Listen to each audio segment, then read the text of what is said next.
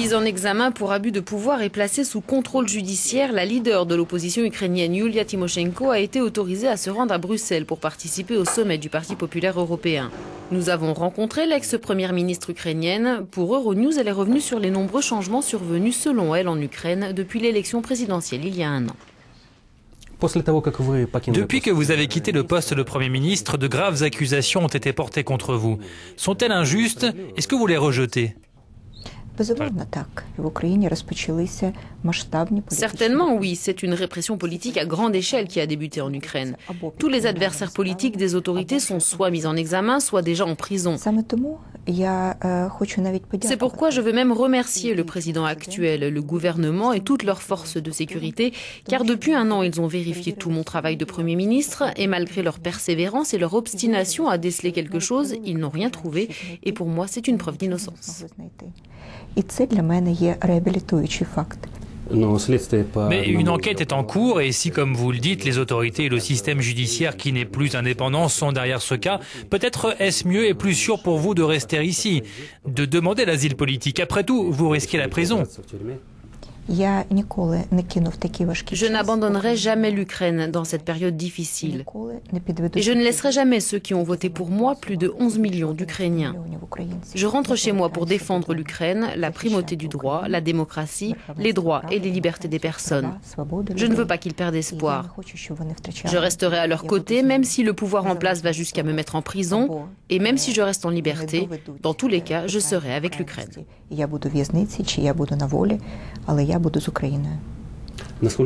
Quelle est la gravité de la situation? Vous dites qu'elle s'est dégradée.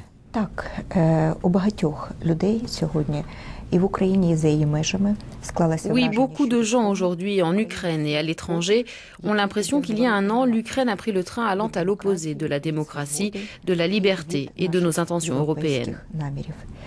C'est une situation très difficile. Aujourd'hui, les gens ressentent un certain manque de liberté et ils ont peur. La corruption ronge tous les fondements de notre État. Je sais qu'aujourd'hui, la situation est lourde, mais nous allons dépasser cette phase. Aujourd'hui, les médias, les capitaux importants et tous les pouvoirs sans exception sont entre les mains d'oligarques. Aujourd'hui en Ukraine, la séparation des pouvoirs législatifs, exécutifs et judiciaires a disparu. Tout a fusionné en un seul grand système, exploité par un homme et son entourage. Ce sont les fondements de la démocratie en Ukraine qui sont détruits. L'une des principales réalisations de la démocratie en Ukraine a été la promotion de la liberté d'expression. Cette dernière a-t-elle souffert et est-elle en danger? Je pense qu'il est préférable de ne pas entendre l'opposition sur ce sujet-là. Il vaut mieux en effet se baser sur les rapports de l'organisation internationale Reporters sans frontières qui l'année dernière a baissé la note de l'Ukraine dans toutes ses évaluations en ce qui concerne la liberté d'expression. Aujourd'hui, en Ukraine, il existe un mouvement contre la censure qui réunit plus d'1 millier de journalistes de tous les médias. La société civile, des journalistes, l'opposition, nous nous battons. Nous luttons contre ce régime autoritaire qui malheureusement domine déjà tout depuis une année en Ukraine. Aujourd'hui, l'affaire de l'assassinat du journaliste Gongadze est revenue au centre des attentions en Ukraine. On interroge même l'ancien président Kuchma. Pour les autorités, la liberté d'expression est donc importante. Elles essaient de la protéger et vous affirmez le contraire.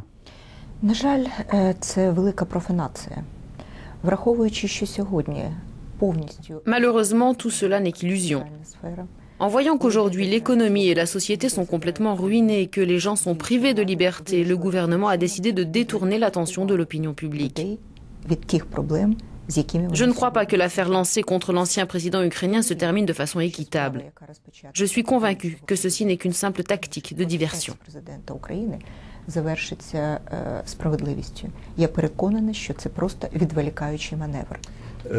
Vous avez dit qu'il y a un an, l'Ukraine a pris le train allant dans la direction opposée de l'Europe. Littéralement, on peut comprendre que selon vous, ce train va donc en direction de la Russie. Quel est le problème? Non, ce train va dans la direction d'un manque de liberté, de la non-démocratie, de l'injustice et de la corruption. Voilà dans quelle direction il va.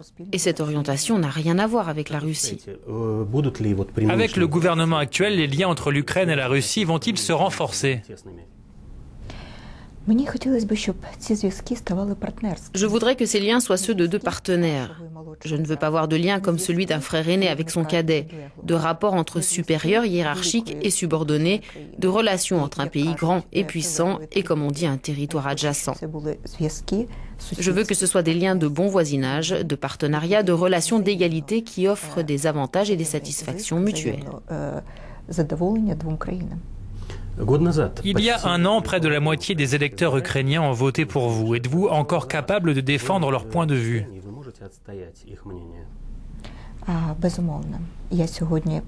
Tout à fait, je travaille pour cela. Aujourd'hui, en fait, les gens sont scandalisés. Ils ressentent de l'injustice, ils sont anxieux, ils sont indignés. Mais je crois que les Ukrainiens, dans leur esprit, dans leur gène, sont des gens libres. C'est l'histoire qui nous a fait ainsi. Nous ne sommes pas seulement des gens libres, mais nous sommes toujours prêts à nous battre pour notre indépendance, notre liberté, et je pense que les Ukrainiens sortiront de cette situation. Mais ce qui est le plus important, c'est que l'Ukraine soit soutenue par ses amis, nos partenaires dans l'Union européenne, dans le monde occidental. Pour nous, c'est important. Une vague de révolution frappe les pays du Maghreb et du Moyen-Orient. La situation en Ukraine est-elle potentiellement explosive, révolutionnaire?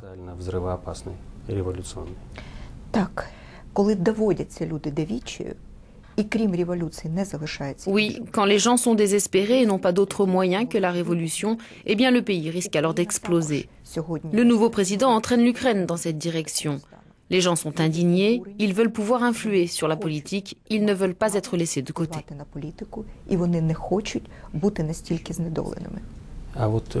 L'Europe a-t-elle, selon vous, une part de responsabilité dans l'échec de la révolution orange de 2004? Je pense que l'Europe ne porte absolument aucune responsabilité. Je pense que Yushchenko, à qui le pays a donné le pouvoir à travers la révolution, s'est révélé faible et il n'a pas résisté à la tentation de revenir à l'ancien modèle de l'oligarchie plus politique. Cela a gêné la révolution ukrainienne. Mais les Ukrainiens n'ont pas perdu la foi. Oui, d'une certaine manière, ils sont déçus.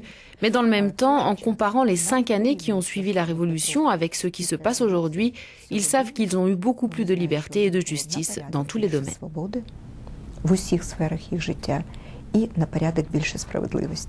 Спасибо за интервью. Дякую дуже.